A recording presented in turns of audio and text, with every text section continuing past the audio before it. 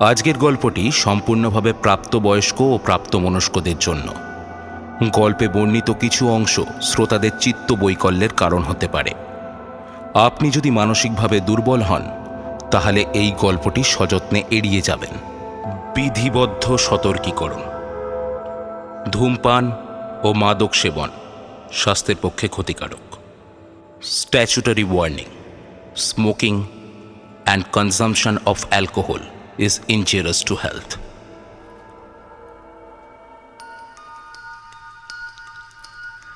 জয়দীপ মুখার্জির জন্ম 22শে জুন 1978 সালে বাঁকুড়ায়।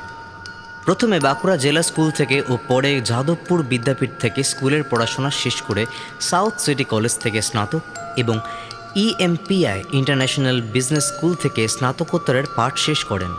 এই সময় তিনি একজন জনপ্রিয় সোশ্যাল মিডিয়া রাইটার। বর্তমানে তিনি একজন রোড রাইটার বা পথলেখক। আমার আপনার সাধারণ মানুষের জীবনপথের গল্পেই উঠে আসে তার লেখায়। তিনি নিজের বই নিজেই ছাপান এবং বিক্রি করেন। 2022 সালের 23শে এপ্রিল বিশ্ব বই দিবসের দিন উনি একসাথে 3টি বই প্রকাশ করেছেন। একটি হাসির গল্পের বই, একটি ভয়ের গল্পের বই আর একটি প্রেমের গল্পের বই। হাসির ছক্কা, 6 ভয় ও 6 রঙা প্রেম। প্রতিটি বইতেই রয়েছে 6টি করে গল্প। এখনও পর্যন্ত ওনার বইগুলি পাঠক মহলে যথেষ্ট সাড়া ফেলেছে। আজকের গল্প খেকোহাত।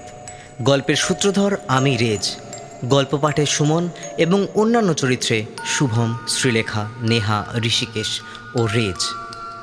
শুরু হচ্ছে আজকের গল্প জয়দীপ মুখার্জির খেকোহাত।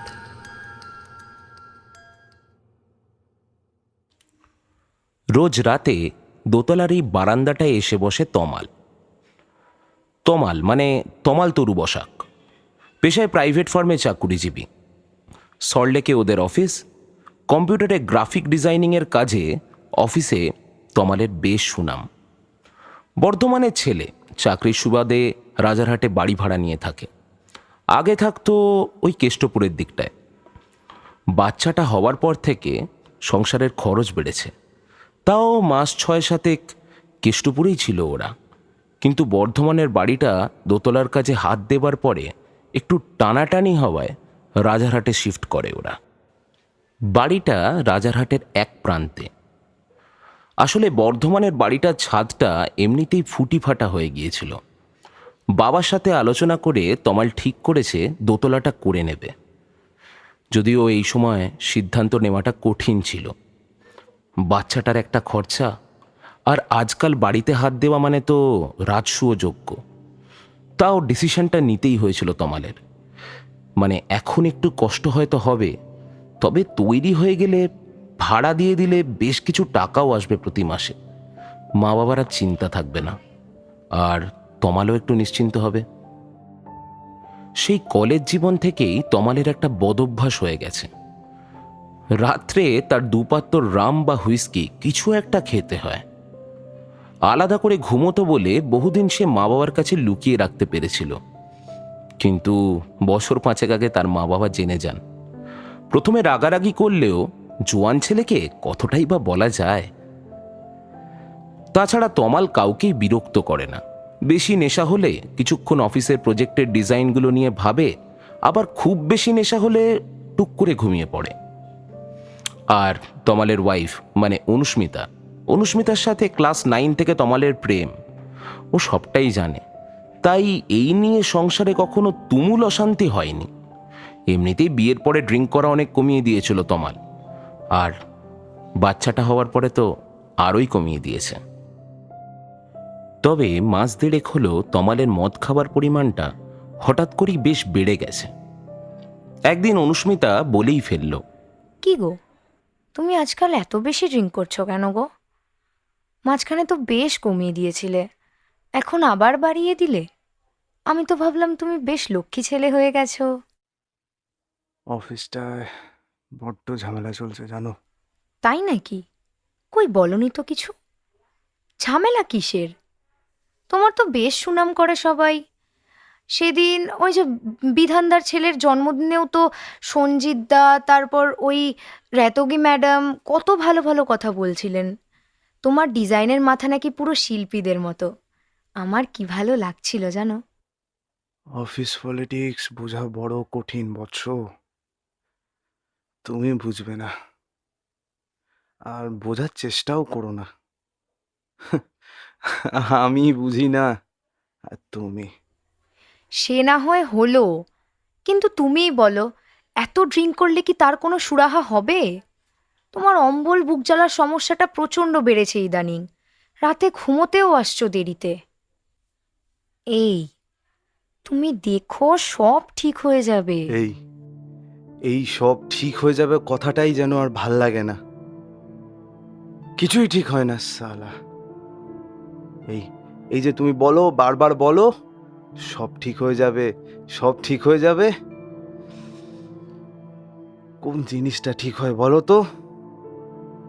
এত কাজ করি অফিসটায়, তাও প্লিজ উত্তেজিত হয়েও না। দেখো তুমি একদিন তোমার কাজ দিয়ে সব্বার মুখ বন্ধ করিয়ে দেবে। এসো ঘুমোবে, এসো, আমি মাথায় হাত বুলিয়ে দিই। ঘুমাও তো শান্ত ছেলে হয়ে। কাজের সুনাম থাকলেও অফিসের পলিটিক্সটা ঠিক তমাল বুঝতে পারে না।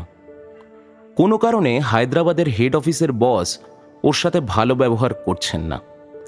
শেষ কতগুলো কাজ নিয়ে বারবার মেলও আসছে। তমাল বুঝতে পারছে কোথাও একটা গন্ডগোল হচ্ছে। যে করেই হোক এবারের ইনক্রিমেন্টটা ওর ভালো করে চাই, খুবই দরকার ওর। ও খেটেছেও খুব। কলকাতার অফিসে যে ওর বিরুদ্ধে একটা লুকোনো স্রোত বইছে, সেটা তমাল আঁচ করেছিল আগেই।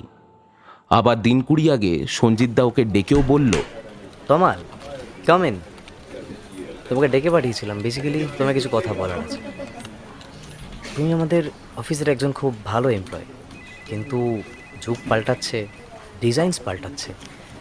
তোমাকে নিজেকে আরও আপগ্রেড করতে হবে, না হলে সমস্যা আছে। মানে তুমি বুঝতে পারছো তো আমি কি বলতে চাইছি? কিন্তু সঞ্চিত দা, গত বছরও তো কোম্পানির নিউ ড্রিম নিউ ডিজাইন কম্পিটিশনে আমি রানার আপ ছিলাম। তুমি যে বললে দারুণ ফিউচারিস্টিক চিন্তা ভাবনা, আর আমি তো ক্লায়েন্টের ব্রিফ দেখেই। তোমার, আমি নিশ্চয়ই তোমাকে এখন আমার মেল বক্সগুলো দেখাবো না। হায়দ্রাবাদ থেকে মেল এসেছিল, জয়সওয়াল স্যার মেল করেছেন, তোমার কাজগুলো না মোনোটোনাস, পুরো বোরিং, কাজ চেঞ্জ করো। কিন্তু আমার প্রজেক্টগুলো তো। দেখো তোমার সামনে ইনক্রিমেন্ট, তাই বেকার তর্ক করে সময় নষ্ট করে লাভ নেই। তার চেয়ে বরং কাজগুলো নিয়ে একটু ভাবো, কাজে দেবে, মাথাটাকে ইউজ করো। নতুন অনেক ছেলে অনেক নতুন নতুন কাজ শিখে আসছে, সো কাজটা টিকিয়ে রাখতে হলে নিজেকে ইমপ্রুভ করো, নাহলে আই এম সরি। মাথাটাতে আর কিছুই চলছে না তমালের। আর যাই হোক, চাকরিতে কিছু হলে এখন ওর মাথায় আকাশ ভেঙে পড়বে। খুব দুশ্চিন্তা হয়, খুব দুশ্চিন্তা হয় ওর। দিন যায়, পরিস্থিতি আরও দম বন্ধ করা হয়ে উঠতে থাকে। অনু তমালের বেশি মদ খাওয়া নিয়ে এর মাঝে একদিন কড়া কথাও শুনিয়েছে। তমালও উত্তেজিত হয়ে গলা চড়িয়েছে। যা বোঝো না তা নিয়ে বলতে আসো কেন? হ্যাঁ, আমি কি কচি খোকা নাকি? কিচ্ছু বুঝি না, না ছেলে ভোলানো কথা বলছো আমাকে, যত সব ফালতু কথা। বাচ্চাটা বড় হচ্ছে তমাল, তুমি বলেছিলে আস্তে আস্তে এসব ছেড়ে দেবে। কি করছোটা কি তুমি? কোনো দায়িত্ব জ্ঞান নেই তোমার মধ্যে। দায়িত্ব? সব সালা আমাকে দায়িত্ব শেখাতে আসবে। সালা অফিসেও দায়িত্ব শেখাবে, আবার ঘরেও দায়িত্বের ক্লাস বসাচ্ছ তুমি। হ্যাঁ, আহ তমাল, হচ্ছেটা কি? কিভাবে কথা বলছো তুমি? ওদের ঝগড়ায় টুকটুকির ঘুম ভেঙে যায়, কাঁদতে শুরু করে বেচারি। এর মধ্যে তো একদিন তমাল বারান্দাতেই ঘুমিয়ে পড়েছিল। অনু পরে রাতে তুলে নিয়ে এসছে তাকে ঘরে। তবে গত 5-6 দিন হলো তমাল বারান্দায় শুধু নেশা করতে আসে না, সে এখন উদ্গ্রীব হয়ে অপেক্ষা করে এক আজব জিনিস দেখার। এক অদ্ভুত জিনিস যা তমালের সব চিন্তা, সব নেশা ভুলিয়ে দেয়।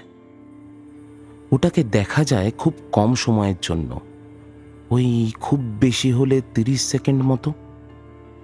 কিন্তু তার জন্য তমাল অপেক্ষা করে ঘন্টার পর ঘন্টা। মাঝে মাঝে অনু উঁকি মেরে দেখে যায় তমাল তাকিয়ে আছে নিচের ঝোপঝাড়ের দিকে, আধো অন্ধকারে যেন কিছু খুঁজছে সে। তার চাহনিতে একটা একটা উদ্গ্রীব ভাব।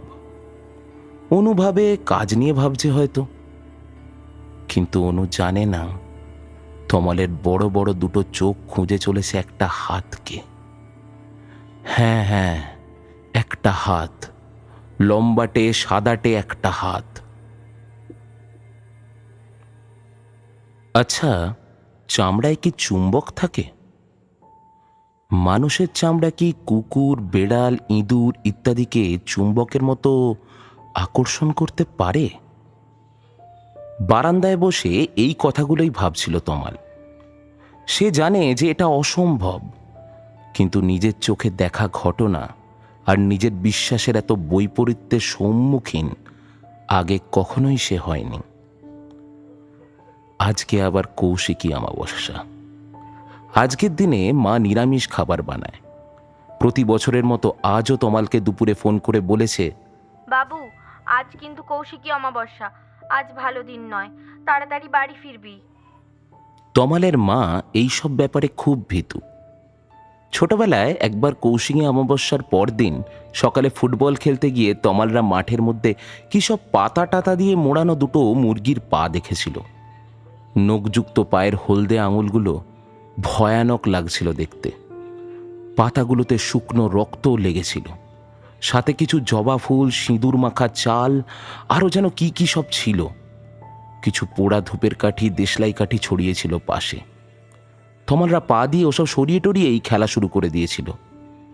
এই ঘটনা যখন তমালের মা তমালের কাছ থেকে শোনেন, তখন তমালের গায়ে গঙ্গা জলে ছিটে দেওয়া, লোহা টোহা ছোঁয়ানো, তারপর ঠাকুরের আসন, ঘরের তাক, আলমারির ওপর আর ক্যালেন্ডার মিলিয়ে তমালদের বাড়ির মোট 7টা মা কালীর ছবির পায়ে ছুঁয়ে ফুল মাথায় ঠেকানো। কি না করেনি মা ওর জন্য। এ কি সর্বনাশ!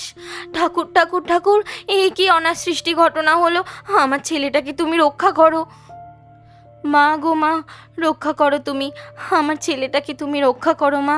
ওর মায়ের বিশ্বাস এই দিনের কিছুটা সময়ে নাকি অন্ধকারের বাসিন্দারা শক্তিশালী হয়। তাই কিছু অসাধু তান্ত্রিক তাদের কাজে লাগিয়ে অনিষ্টকর কাজ করে। তমালের মনে পড়ে একটা বইতে পড়েছিল বিদেশেও নাকি এমন একটা দিন আছে, আর সেদিনে নাকি মাটির তলায় যেখানে যেখানে গুপ্তধন আছে সেখান থেকে আলো বেরোয়, আর সেই আলো মাটির ওপর থেকেও দেখা যায়। খুঁড়লেই গুপ্তধন।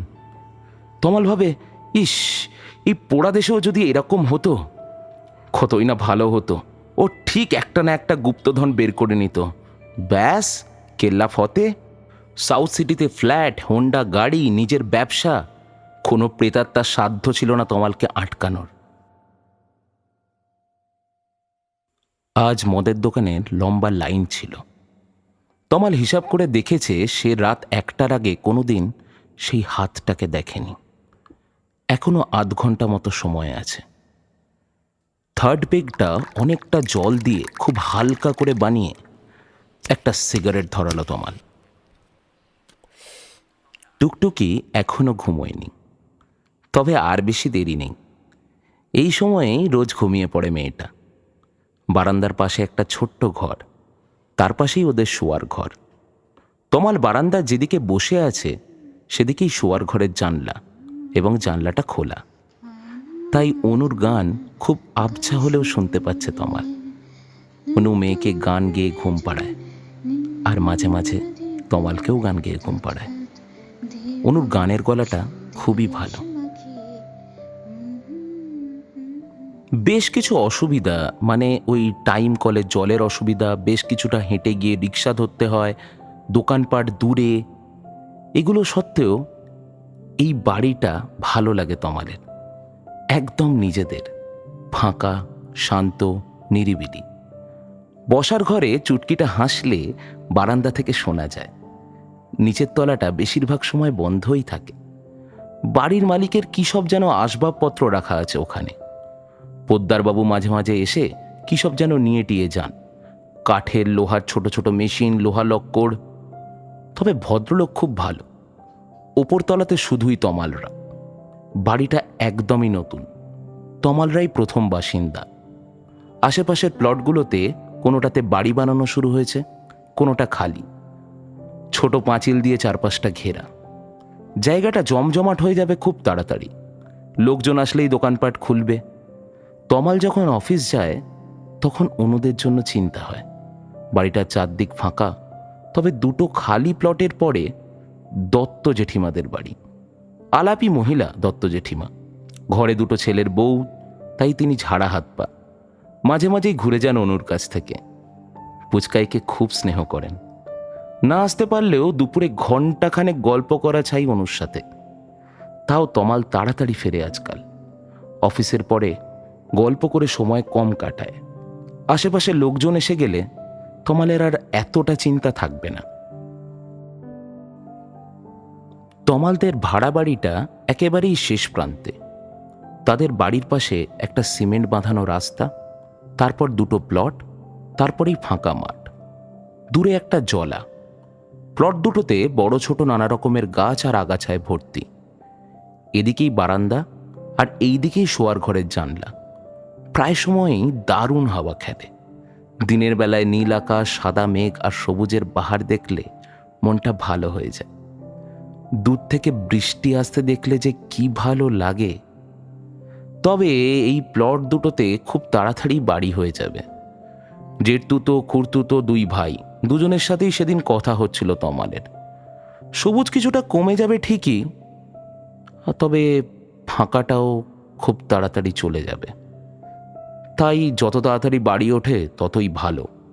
রাস্তায় আলো এসে গেছে, হলদে বাল্ব, আবছা আলো। হাতটা তমাল প্রথম দেখে দিন 6 আগে, রাত 1:30 নাগাদ। সেদিন নেশাটা একটু চড়ে গেছিল ওর। একটা সিগারেট ধরিয়ে তমাল বারান্দায় দাঁড়িয়েছিল, শেষ করেই শুতে আসবে। হঠাৎ দেখে উল্টো দিকের প্লটের অন্ধকার ঝোপঝাড় থেকে লম্বাটে ফ্যাকাশে সাদা একটা কিছু যেন বেরিয়ে আসছে। তমাল প্রথমে ভেবেছিল সাপ টাপ কিছু হবে, কিন্তু বড় বড় আঙুলগুলো দেখে বুঝল ওটা একটা হাত। তমাল এতটাই অবাক হয়ে গিয়েছিল যে সে মন্ত্রমুগ্ধের মতো চেয়ে থাকা ছাড়া আর কিছুই বুঝতে পারছিল না। রাস্তা দিয়ে এই সময় একটা কুকুর আসছিল। সেও হাতটা দেখে থমকে দাঁড়িয়েছে। প্রথমে হাতটা সোজা কুকুরের দিকে এগিয়ে গেল।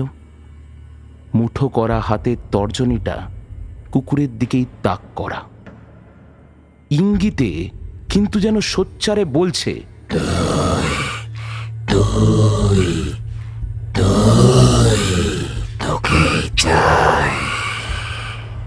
কোনটা দেখা যাচ্ছে এবার অস্বাভাবিক রকম ঢ্যাঙা হাত। তারপর যেভাবে ভিক্ষা চায় সেইভাবে উল্টে গেল হাতটা। সব আঙুলগুলো দিয়ে ধীরে ধীরে ডাকার ইঙ্গিত করতে লাগলো কুকুরটার দিকে। একে একে প্রথমে ধীরে ধীরে ভাঁজ হচ্ছে কোড়ে আঙুল, তারপর অনামিকা, তারপরে মধ্যমা, আর শেষে তর্জনী। লম্বা লম্বা আঙুলগুলো সিমেন্টের রাস্তায় আধো আলোতে লম্বা ছায়া ফেলেছে, তাই তাদের সঞ্চালন তমাল স্পষ্ট দেখতে পাচ্ছে। যেন কাছে আসতে বলছে, ডাকছে এক অমোঘ ডাকে। নিস্তব্ধ সে ডাক, কিন্তু সেই ডাক দুর্দম, দুর্নিবার।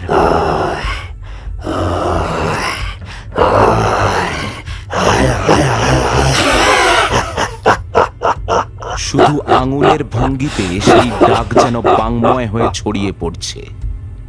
তমালও যেন শুনতে পাচ্ছিল সেই ডাক, অনুভব করতে পারছিল সেই আকর্ষণ। কুকুরটা কিছুক্ষণের জন্য কেমন যেন বিহ্বল হয়ে উঠল। দুপা এগিয়ে গেল হাতটার দিকে, তারপরে প্রাণপণে পেছন ফিরে দৌড় লাগাবার চেষ্টা করল। তক্ষুনি তমাল অবাক হয়ে দেখল যেন চুম্বকের টানের মতো কুকুরটা সজোরে গিয়ে সেঁটে গেল হাতটার সাথে। একবার কাঁই করে চেঁচিয়ে উঠেছিল কুকুরটা। তমাল স্পষ্ট দেখল হাতটা ঘপাত করে কুকুরটার গলাটা চেপে ধরল সজোরে, তারপর নিমেষে টেনে নিয়ে গেল গাছগাছালি ঝোপঝাড়ের ভেতরে।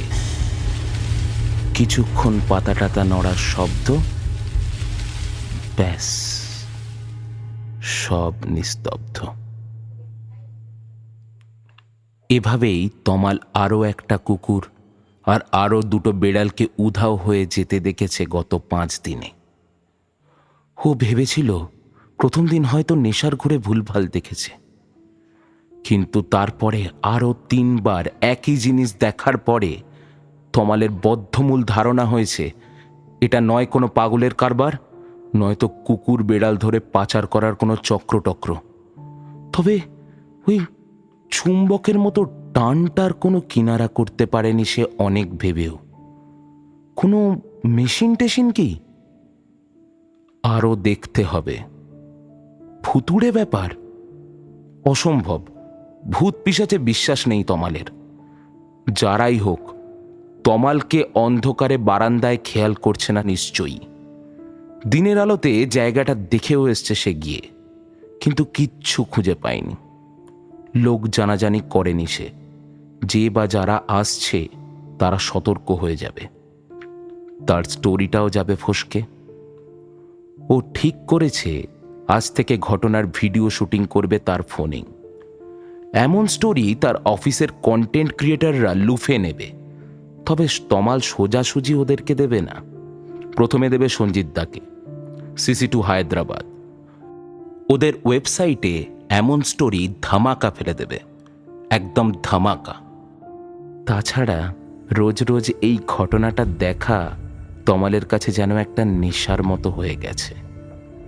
তখন তার গায়ের লোম খাড়া হয়ে যায়, শিরদাঁড়া দিয়ে বইতে থাকে ঠান্ডা স্রোত, হৃৎপিণ্ডটা রক্ত পাম্প করতে থাকে সজোরে, নিঃশ্বাস আটকে আসে।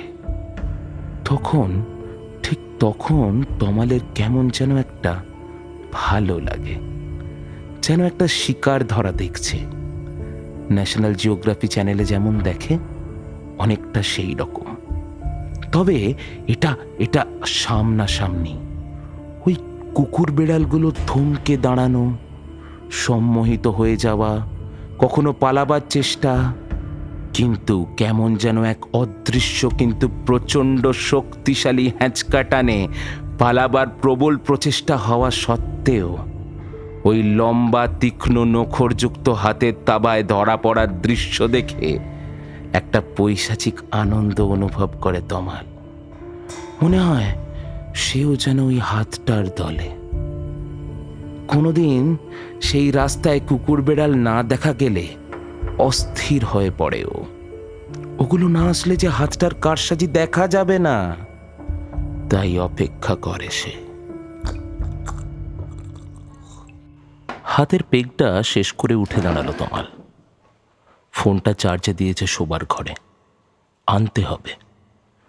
ঘরের বড় আলোটা নেভানো, তবে বাচ্চাটা আসার পর থেকে ঘরের নাইট বাল্বটাও মোটামুটি উজ্জ্বল পাওয়ারেরই লাগানো হয়েছে। ফোনটা চার্জ থেকে খুলে আবার বারান্দায় ফেরার সময় টুকটুকির মুখের দিকে চোখ পড়ে গেল তমালের। দুদিকে কোলবালিশ নিয়ে টুকটুকি অঘোরে ঘুমোচ্ছে। অনু নাইটি আর গামছা নিয়ে তৈরি হচ্ছে, গা ধুতে যাবে। ভাদ্র মাসের এই প্যাচপ্যাচে গরমে রাতে গা না ধুয়ে কোনো উপায় নেই। তমালকে টুকটুকির দিকে তাকিয়ে থাকতে দেখে অনু হালকা হেসে বলল, এই দেখো, ও যখন ঘুমিয়ে থাকে কি নিষ্পাপ একটা মিষ্টি ফুলের কুঁড়ির মতো লাগে, তাই না গো?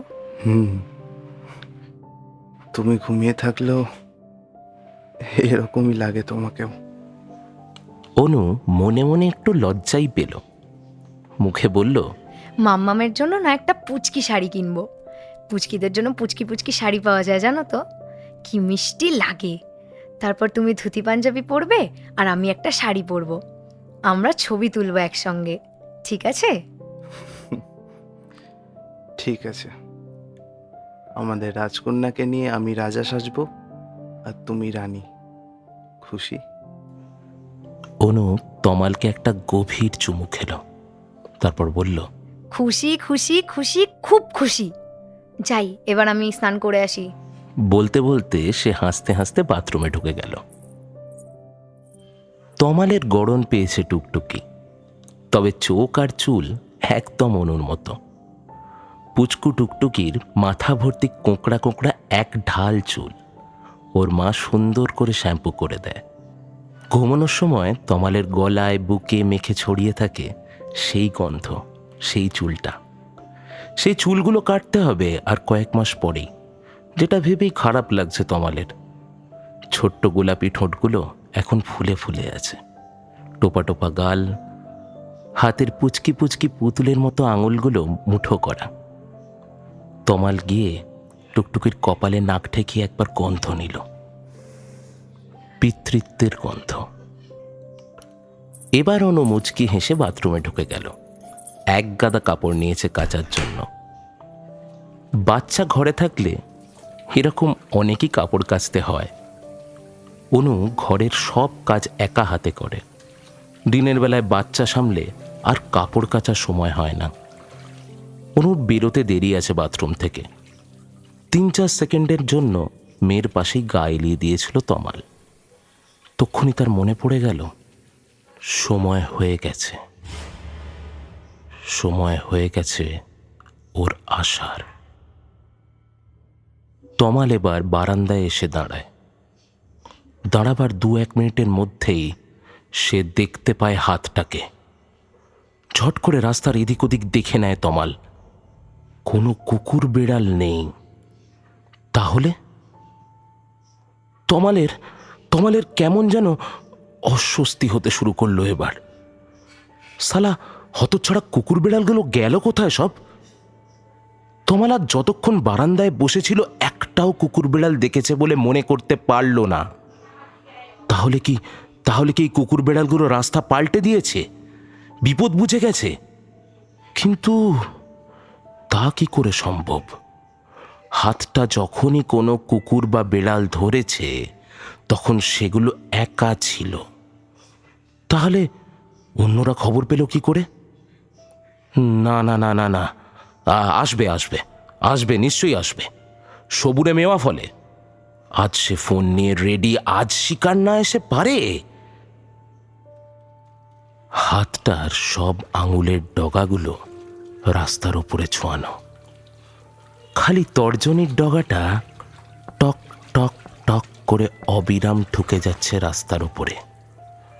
একটা নির্দিষ্ট বিরতিতে, অপেক্ষা করার সময় আমরা যেমন টেবিলে হাত রেখে করি, ঠিক সেই রকম।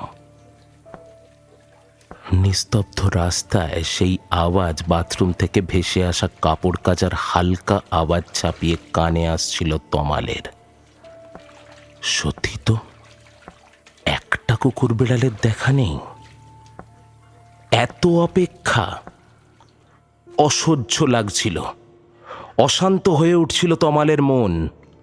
ও ভাবছিল, শালা কুত্তাগুলোকে কাল থেকে এখানে রোজ খেতে দেবো। শালারা রোজ লোভে লোভে আসবে, তারপর জমবে খেলা, জমবে। টোপ চাই, টোপ। শালা টোপ না দিলে আজকাল কোনো কাজই হাসিল হয় না। এই ছবি আর ভিডিও যেমন হবে তার টোপ, তার অফিসের বসেদের কাছে ইনক্রিমেন্টের মাছ সে গেঁথে তুলবেই। কে বলতে পারে, শালা প্রমোশনটাও হয়ে যেতে পারে। বর্ধমানের বাড়ির দোতলায় হাত দিয়ে তার বাজেটের দফা রফা হয়ে গেছে। এক ধাক্কায় এত খরচ কি করে যে হলো সে বোঝেনি। কি করে যে সংসার চালাচ্ছে সেটা ও আর অনুই জানে। মাইনেটা আর একটু বেশি হওয়া দরকার, খুব দরকার। শালা ভূত হোক, প্রেত হোক, কুত্তা পাচার হোক, কিছু তো হবে। ছবিতে তো আসবে, স্টোরি হবে, স্টোরিটা হবেই। হঠাৎ ছবি তোলার কথা মাথায় এলো তমালের। ফোনের ক্যামেরা চালিয়ে ফোকাস করতে একটু সময় লাগলো। ফোনের ক্যামেরাতে খুব ঝাপসা আসছে ওই হাতটার ছবিটা। তাও কিছুটা স্পষ্ট হওয়ার পরে ফোনের স্ক্রিনে তমাল একটা অদ্ভুত জিনিস দেখল। সে দেখল হাতটা সোজা তাদের শোয়ার ঘরের জানলার দিকে ওঠানো, ঠিক সেই একই ভঙ্গিতে। সাদাটে ফ্যাকাশে কোঁচকানো চামড়াওয়ালা সেই কালো নোকওয়ালা হাতের তর্জনীটা সোজা জানলার কিছু একটার দিকে নির্দেশ করছে। তাড়াতাড়ি চোখের সামনে ফোনটা নামিয়ে নিল তমাল।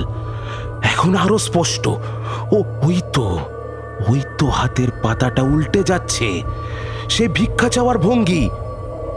ওই তো আঙুলগুলো আস্তে আস্তে মুড়ছে, একটা একটা করে, ধীরে ধীরে।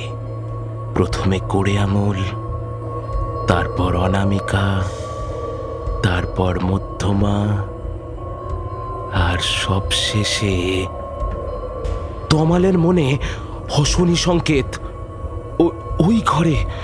ওই ঘরেই তো ঘুমিয়ে আছে তার প্রথম সন্তান, তার পরীর মতো ফুটফুটে মেয়েটা, তার টুকটুকি, যে রামধনু রং ছড়িয়েছে তার পরিবারের সব্বার মনে, জীবনে।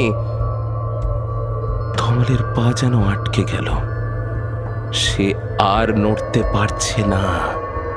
প্রথমে এক মুহূর্তের জন্য, তারপর শিশু কণ্ঠের এক প্রবল আর্তনাদ, একবার জোরে কেঁদে ওঠা, আর তারপর দম করে জানলার গ্রিলের মধ্যে একটা ভারী শব্দ হলো। নিমেষের মধ্যে তমাল দেখল সেই ছুচলো নোখোলা হাতের মুঠোর মধ্যে ধরা তার টুকটুকির ছোট্ট তোবড়ানো মাথাটা। কোকড়া চুলগুলো ঝুলে আছে রাস্তার ওপরে, ঝরঝরে রক্তে কালচে লাল হয়ে যাচ্ছে হলদে আলো মাখা সিমেন্টের রাস্তাটা। এই প্রথম সেই হাতের মালিকের মুখ দেখতে পেল তমাল। ভয়ানক এক বুড়োর মাথা, ফ্যাকাশে কোঁচকানো চামড়ার টাক, কপালার চোয়ালের হাড়গুলো অস্বাভাবিক রকমের উঁচু, নাকের জায়গাটা একটু উঁচু, লম্বাটে দুটো ফুটো, আর ঘাটটা একটু বেঁকা, কিন্তু বেশ শক্তপোক্ত। সাদা ফিনফিনে পাতলা চুলের গোছা টাকের এদিকে ওদিকে লেগে রয়েছে। চোখে মুখে লোভ, শুধু লোভ আর খিদে।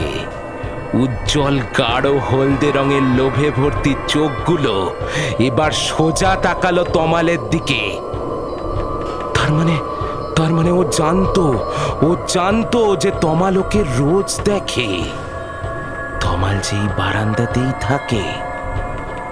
এইবার তমালের দিকে তাকিয়ে মাথা দোলাতে দোলাতে দাঁত বার করে হাসলো ওটা।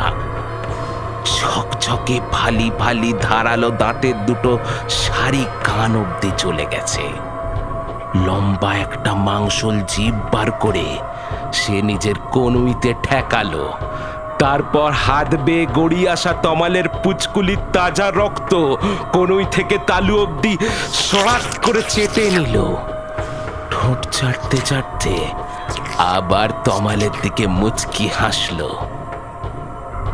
এই পুরো ব্যাপারটা ঘটে গেল কয়েক সেকেন্ডের মধ্যে। তমাল সম্বিত পেতেই দৌড়ে তাদের শোয়ার ঘরের দিকে গেল। এই কয়েক মুহূর্তে সে যা দেখলো তাতে বিশ্বাস করতে পারছে না। সে কিচ্ছু বিশ্বাস করতে পারছে না, মনে হচ্ছে একটা ভয়ানক দুঃস্বপ্ন। এতক্ষণে অনু বাথরুম থেকে বেরিয়ে এসছে। একটা ভেজা কাপড় কোনো মতো জড়িয়ে সে চিৎকার করে বলল, কি হয়েছে? কি হলো? কি হয়েছে? কি হয়েছে? তমাল, তমাল, মাম্মাম কই? তমালের আগেই সে পৌঁছে গেছে শোয়ার ঘরের দরজায়। দরজার পাশেই আলো সুইচ। তমাল দেখলো অনু ঘরের বড় আলো সুইচ জ্বালিয়েই, এ কি গো? এটা আমি এ কি হলো? আমার মাম্মাম। একটা নিদারুণ আর্তনাদ করে অজ্ঞান হয়ে দরজার কাছেই লুটিয়ে পড়ল অনু। তমাল শোয়ার ঘরের দরজার কাছে গিয়ে দেখে সারা বিছানা দেওয়াল ভরে গেছে তাজা শিশু রক্তে। জানলায় টুকটুকি শরীরের যে অবশিষ্টাংশ লেগে রয়েছে তার থেকে মাংসখণ্ড ছিঁড়ে ছিঁড়ে জানলা দিয়ে বেরিয়ে যাচ্ছে। এক অমোঘ, এক দুর্নিবার টানে অতি দ্রুত বেরিয়ে যাচ্ছে। জানলার গরাদও তাকে আটকাতে পারছে না। কচি হাড়গুলো মটমট করে ভাঙার আওয়াজ হচ্ছে। মাংস ছিঁড়ে বেরিয়ে যাচ্ছে ডিজাইন করা জানলার গরাদের ফাঁক দিয়ে, ছোট বড় টুকরো হয়ে কাঁধ থেকে ডান হাত, কোমর থেকে হাঁটু অবধি বাঁ পায়ের কিছুটা অংশ ফিরিয়ে যাবার পরে টুকটুকি দ্বিধার দেওয়া জামাটার একটা ছেঁড়া রক্তে ভেজা টুকরো জানলার গরাদ থেকে খসে পড়ল থক করে। তমালের চোখে অন্ধকার ঘনিয়ে আসছে, লালচে অন্ধকার।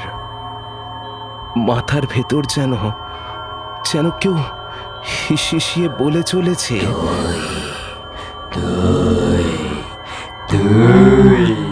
তোকেই চাই।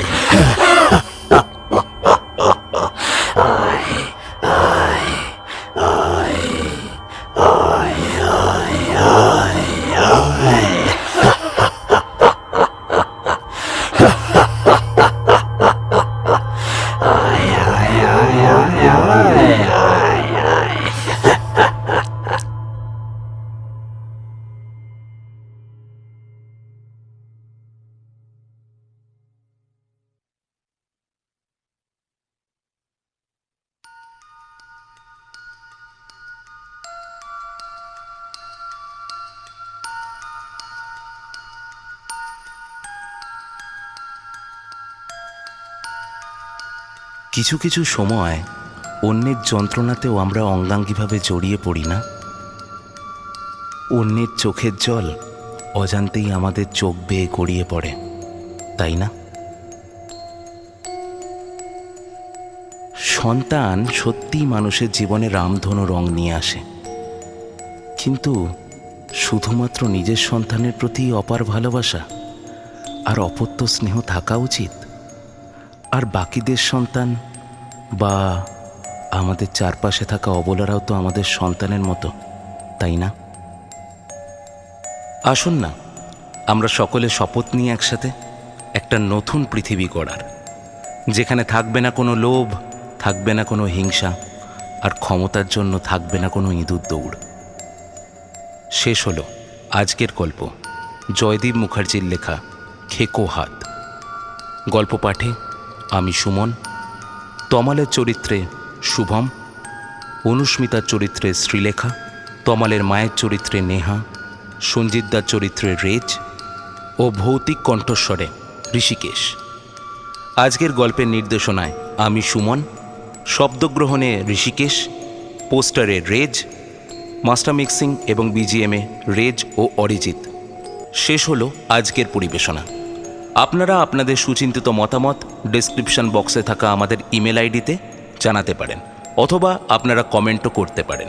এছাড়া ডেসক্রিপশন বক্সে লেখক জয়দীপ মুখার্জির ফোন নাম্বার এবং তার লেখা বইয়ের ডেসক্রিপশন দেওয়া রয়েছে।